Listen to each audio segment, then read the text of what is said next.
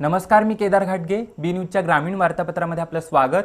पाहूया आठवडाभरातील काही घडामोडी. ऊसगळीत हंगाम सुरू होण्यापूर्वी साखर कारखान्यांच्या शेती विभागामार्फत शेतकऱ्यांच्या ऊसाची नोंदणी केली जाते. मात्र यावर्षी ऊसाची नोंद घेताना साखर कारखान्यांकडून 3 टप्प्यात FRP देण्याच्या करारावर शेतकऱ्यांच्या सह्या घेतल्या जात असल्याचं समजतंय. तर दुसऱ्या बाजूला शेतकरी संघटनांनी या प्रकाराला विरोध करण्याची भूमिका घेतली आहे. FRPची मोडतोड करू दिली जाणार नाही असा इशारा देण्यात आलाय. त्यामुळे नजीकच्या काळात शेतकरी संघटना आणि कारखानदारांमध्ये संघर्ष उद्भवण्याची शक्यता नाकारता येत नाही. ऊसगळीत हंगाम जवळ येऊन ठेपलाय. नोव्हेंबर महिन्यात ऊस तोडणीला सुरुवात होण्याची शक्यता नाकारता येत नाही. केंद्र सरकारनं साखरेचा विक्री दर 3,300 रुपये केलाय, तर FRP मध्ये 100 रुपयांची वाढ केली आहे. त्यामुळे पहिल्या 10 रिकव्हरीची FRPची रक्कम 2,850 रुपये होते. त्यापुढील प्रत्येक रिकव्हरीसाठी 285 रुपये मिळणार आहेत. कोल्हापूर जिल्ह्यात साधारण 12.5% रिकव्हरी आहे. FRP नुसार उसाला प्रति टन 3,550 रुपये दर निश्चित होईल. त्यापैकी तोडणी वाहतूक खर्चाचे वजा करावे लागतील. त्यामुळे शेतकऱ्याला यावर्षी प्रति टन 3,000 रुपयाच्या जवळपास FRP मिळणं अपेक्षित आहे. शुगर केन ॲक्ट नुसार ऊस तोडणीनंतर पहिल्या 14 दिवसात FRPची पूर्ण रक्कम देणं बंधनकारक आहे. मात्र काही साखर कारखाने हा नियम पाळण्यास उत्सुक नाहीत. ऊसाची नोंद घेताना 3 टप्प्यात FRP देण्याच्या करारावर शेतकऱ्यांच्या सह्या घेतल्या जात आहेत. या करारावर सह्या केल्या नाहीत तर ऊसाला वेळेत तोडणी मिळणार नाही. त्यामुळे शेतकरी मुकाट्यानं त्या करारावर सह्या करतायत. हा करार म्हणजे FRPच्या कायद्याचं सरळ उल्लंघन आहे. या प्रश्नावरून शेतकरी संघटना आंदोलनाच्या पवित्र्यात आहे. कोणत्याही परिस्थितीत FRP एकरकमी घेण्याचा निर्धार शेतकरी संघटनांनी केलाय. त्यामुळे नजीकच्या काळात साखर कारखानदार आणि शेतकरी संघटनांमध्ये संघर्ष होण्याची शक्यता नाकारता येत नाही. शाहूवाडी तालुक्यातील विद्यामंदिर येलूरमधील शिक्षकांनी गेल्या 3 महिन्यांपासून विद्यार्थ्यांसाठी ऑनलाईन शिक्षण सुरू केले. शिक्षकांच्या मेहनतीमुळे विद्यार्थ्यांमध्ये ऑनलाईन शिक्षणाची गोडी निर्माण झाली आहे. कोरोना संसर्गाने सर्वत्र हाहाकार माजवलाय. शहरी आणि ग्रामीण भागातील शाळांना त्याचा सर्वाधिक फटका बसलाय. यावर्षीचं शैक्षणिक सत्र वर्गात विद्यार्थी नसताना सुरू झाले. सरकारनं ऑनलाईन शिक्षण पद्धत सुरू केली आहे. शाहूवाडी तालुक्यातील विद्यामंदिर येलूर इथले शिक्षक भानुदास सिसाळ यांनी विद्यार्थ्यांना ऑनलाईन शिक्षणाची गोडी लावली आहे. ते दररोज 1.5 तास ऑनलाईन शिक्षण देतात, तर आठवड्याला विद्यार्थ्यांचा अभ्यास तपासला जातो. ग्रामीण पातळीवर कोरोना नियंत्रणाची जबाबदारी असणाऱ्या सरपंचांना विमा सुरक्षा कवच मिळावं अशी मागणी करण्यात आली आहे. मागणीचं निवेदन सरपंच परिषदेच्या वतीनं कागल तहसीलदारांना देण्यात आलंय. कोरोनाचा संसर्ग वाढू नये यासाठी गावातील परिस्थिती हाताळणं आणि नियंत्रणाची जबाबदारी सरपंचांवर सोपवण्यात आली आहे. सरपंचांच्या अध्यक्षतेखाली ग्रामस्तरीय समित्यांमार्फत कोरोना नियंत्रणाचं काम युद्धपातळीवर केलं जातंय. कोरोना काळात कार्यरत असणाऱ्या सरकारी कर्मचाऱ्यांना विमा संरक्षण जाहीर करण्यात आलंय. मात्र त्याच पद्धतीचं काम करणाऱ्या सरपंचांना कोणत्याही प्रकारची सुरक्षा पुरवली गेलेली नाही. कोरोना संसर्ग रोखण्यासाठी गावस्तरावर आघाडी सांभाळणाऱ्या सरपंचांनाही शासकीय कर्मचाऱ्यांच्या धर्तीवर विमा सुरक्षा कवच लागू करावं अशी मागणी सरपंच परिषदेच्या वतीनं करण्यात आली आहे. मागणीचं निवेदन कागल तहसीलदार शिल्पा ठोकळे यांना देण्यात आलं.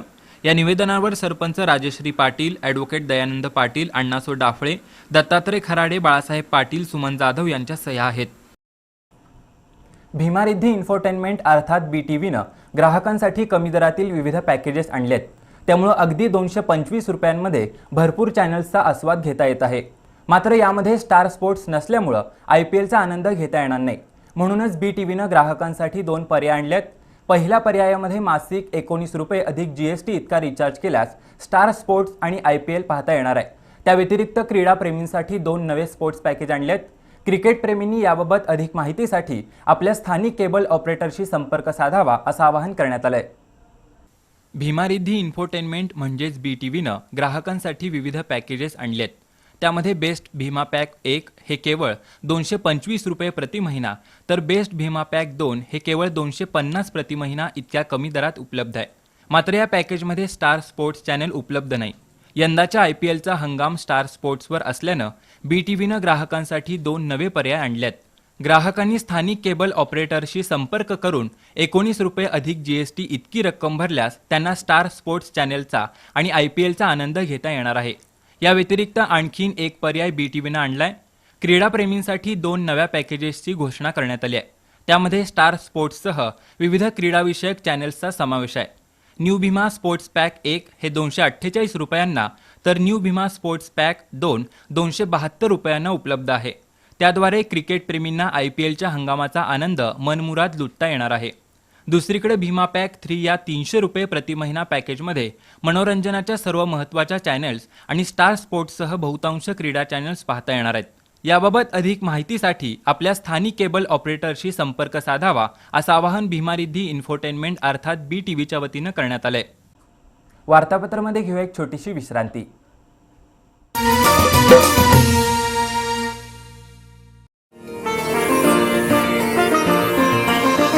स्वप्नपूर्तीची कळी उमलली, जुळली अमोल नाती, आपुलकीची साथ लाभली, आपुलकीची माती, आनंदाची पहाट झाली, स्मित उमटले ओठी, हृदया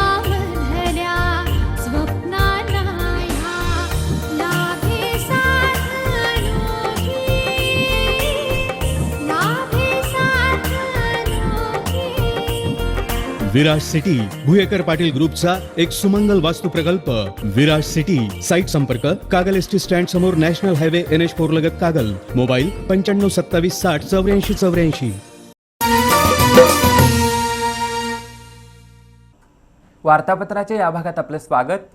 गगनबावडा तालुक्यातील डोंगर माथ्यावर अनेक औषधी वनस्पती आढळतात. तळेगावच्या हद्दीमध्ये रानवांगी मोठ्या प्रमाणात आढळतात. पावसाळ्यामध्ये आढळणारं रानवांग पित्तासह विविध आजारांच्या रुग्णांसाठी गुणकारी असल्याचं स्थानिक नागरिकांचं म्हणणं आहे. दुर्गम आणि विकासापासून मागास अशी गगनबावडा तालुक्याची ओळख आहे. तालुक्यातील डोंगर रांगांमध्ये अनेक औषधी वनस्पती आहेत. तळीये गावच्या हद्दीमध्ये औषधी रानवांगी आढळून येतात. त्या रानवांग्याला डोरले वांगे किंवा चिचुडी असंही म्हटलं जातं. हे रानवांग दिसायला नेहमीच्या वांग्यासारखंच असतं. त्यामधील बिया मोठ्या असतात. रानवांग्याच्या झाडाला काटे असतात. पित्त कमी होण्यासाठी रानवांग अत्यंत गुणकारी ठरतं. रानवांग्याचं सेवन केल्यास किमान 6 महिने पित्ताचा त्रास होत नाही असं या भागातील नागरिक सांगतात. पावसाळ्यात पाहायला मिळणारं रानवांग अनेक आजारांवर गुणकारी असल्याचं स्थानिक नागरिकांचं म्हणणं आहे. ही रानवांगी म्हणजे ज्याला चिचुरडे म्हणतात. ही खाल्ल्यानंतर पित्त वगैरे काही पित्ताचा त्रास, छाती दुखणे असलेली पित्तामुळे ते सर्व नाहीसं होतं. आणि हा दुसरा उपाय, याच्या मुळ्या जरी आपण उघडून शेतातला काटा जरी लागला आणि याचा मुळी उघडून जरी खाल्ली तर तो काटा नाहीसा होतो. मराठा आरक्षणाच्या मागणीकडे लक्ष वेधण्यासाठी चंदगड तहसील कार्यालयावर हलगीवादन करत मोर्चा काढण्यात आला. त्यानंतर शिष्टमंडळानं तहसीलदार विनोद रणवरे यांना निवेदन दिलं. चंदगड तालुक्यात मराठा आरक्षण प्रश्नी मोर्चा काढण्यात आला. पंचायत समितीपासून निघालेला मोर्चा हलगी आणि ढोल ताशाच्या गजरात तहसील कार्यालयावर धडकला. आरक्षण टिकवण्यात सरकार अपयशी ठरल्याबद्दल तीव्र शब्दात निषेध करण्यात आला. विद्यार्थ्यांचं शैक्षणिक नुकसान टाळण्यासाठी शासनानं तातडीनं पावलं उचलावीत. आरक्षणावरील स्थगिती उठवण्यासाठी सर्वोच्च न्यायालयात फेरविचार याचिका दाखल करावी अशा मागण्या करण्यात आल्या. मोर्चाच्या पार्श्वभूमीवर यावेळी चंदगडमध्ये मोठा पोलीस बंदोबस्त तैनात केला होता. मोर्चामध्ये ॲडव्होकेट संतोष माळवीकर, दीपक पाटील, NS पाटील, पांडू बेनके, प्रताप पाटील, भारत गावडे, सुशांत नैकुडकर, राजू पाटील, संदीप नांदवडेकर यांच्यासह तरुण सहभागी झाले होते. लॉकडाऊनच्या कालावधीत मोबाईल डाटाचा वापर मोठ्या प्रमाणात वाढल्याचं स्पष्टपणे दिसतंय. लहान मुलांना तर मोबाईलनं अक्षरशः वेड लावलंय. अशा परिस्थितीत जर शालेय विद्यार्थ्यांनी लाकडी बैलगाडी, लढाऊ जहाज, रिमोटवर चालणारी गाडी, शेती संरक्षणासाठी बंदूक अशा प्रतिकृती तयार केल्या तर निश्चितपणे त्याचं कौतुक होणार. राधानगरी तालुक्यातील तुरंबे इथल्या सुदेश सुतार आणि क्रांती सुतार यांनी अशीच कामगिरी केली आहे. विशेष म्हणजे या सर्वांची निर्मिती टाकाऊ वस्तूंपासून केली आहे. मार्चच्या शेवटच्या आठवड्यात लॉकडाऊन जाहीर झाला आणि तेव्हापासून बहुतांश घटक घरातच होते. अनलॉकची प्रक्रिया सुरू झाली असली तरी विद्यार्थी वर्ग अद्यापही घरातच आहे. या कालावधीमध्ये मोबाईलचा वापर कैक पटीनं वाढलाय. ऑनलाईन शिक्षणाच्या नावाखाली मोबाईल विद्यार्थ्यांच्या हातात जातो तो कित्येक तास त्यांच्याकडेच राहतो. खरं तर मोकळा वेळ मिळालाय म्हणून आपले छंद जोपासण्याचे प्रयत्न होणं गरजेचं असतं. पण अशी उदाहरणं अगदी मोजकीच आहेत. राधानगरी तालुक्यातील तुरंबे इथल्या सुदेश भिकाजी सुतारनं अनेक प्रतिकृती तयार केल्यात. त्यानं तयार केलेली बैलगाडी पाहिल्यानंतर तांबडी माती या चित्रपटातील जीवा शिवाची बैलजोडी या गाण्याचे बोल आठवल्याशिवाय राहत नाहीत. ही बैलगाडी तयार करण्यासाठी सुदेशला वडील भिकाजी, आजोबा आनंदा सुतार यांचं मोलाचं सहकार्य लाभलं. कुमार क्रांती सागर सुतारनं टाकाऊ वस्तूंपासून नवनवीन वस्तू तयार केल्यात. त्यामध्ये जहाज, लढाऊ जहाज, रिमोटवर चालणारी गाडी, मोटरसायकल यांच्या प्रतिकृतींचा समावेश आहे. त्याचबरोबर त्यानं एक आगळीवेगळी बंदूक तयार केली आहे. प्राण्यांना इजा होत नाही, मात्र शेतकरी पिकांचं रक्षण करू शकतो असं त्याचं म्हणणं आहे. वार्तापत्रामध्ये घेऊया एक छोटीशी विश्रांती. गुणवत्ता, दर्जा आणि विश्वास यांच्या त्रिवेणी संगमातून तयार होणारे वैशिष्ट्यपूर्ण कट अँड बेंड तंत्रज्ञानानं तयार होणारे 24 मीटर पर्यंतचे अखंड बार्स महालक्ष्मी TMT बार्स. भक्कमतेला, विश्वासाची, मजबूतीला युगायुगांची साथ सदा मिळते. महालक्ष्मी TMT बार्स, नाते अविरत जुळते.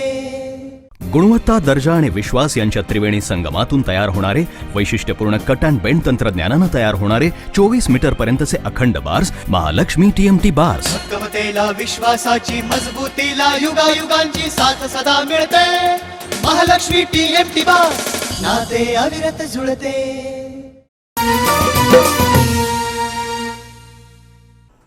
वार्तापत्राच्या अखेरच्या भागात आपलं स्वागत. ग्रामविकास मंत्री हसन मुश्रीफ यांच्या स्थानिक विकास निधीतून गडिंग्लज नगर परिषदेला शववाहिका देण्यात आली आहे. नगराध्यक्षा स्वाती कोरी आणि मुख्याधिकारी नागेंद्र मुतकेकर यांच्याकडे ही शववाहिका प्रदान करण्यात आली. गडिंग्लज इथं काही दिवसांपूर्वी डंपरमधून मृतदेह न्यावा लागला होता. ही बाब लक्षात घेऊन ग्रामविकास मंत्री हसन मुश्रीफ यांनी आपल्या स्थानिक विकास निधीतून गडिंग्लज नगर परिषदेसाठी शववाहिका उपलब्ध करून दिली आहे. राष्ट्रवादी काँग्रेस पदाधिकाऱ्यांच्या उपस्थितीत ही शववाहिका नगर परिषदेकडे प्रदान करण्यात आली.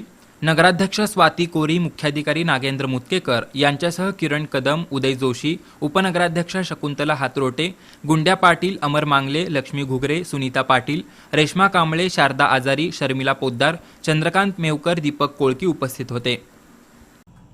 गगनबावडा तालुक्यातील तळीये बुद्रुक ग्रामपंचायतीमध्ये भ्रष्टाचार झाल्याचा आरोप ग्रामपंचायत सदस्य सागर भोसले यांनी केलाय. भ्रष्टाचारात सहभागी असल्याच्या कारणावरून सरपंच आणि ग्रामसेवकावर कारवाई करावी अशी मागणी त्यांनी निवेदनाद्वारे जिल्हाधिकाऱ्यांकडे केली आहे. गगनबावडा तालुक्यातील तळे ग्रामपंचायतीचे विद्यमान सरपंच दिलीप भोसले यांनी आपल्या 2.5 वर्षाच्या काळात लोकहिताच्या आणि सामाजिक हिताच्या कामांकडे जाणीवपूर्वक दुर्लक्ष केलंय. तसंच पदाचा गैरवापर करून भ्रष्टाचार केल्याचा आरोप काही ग्रामपंचायत सदस्यांनी केलाय.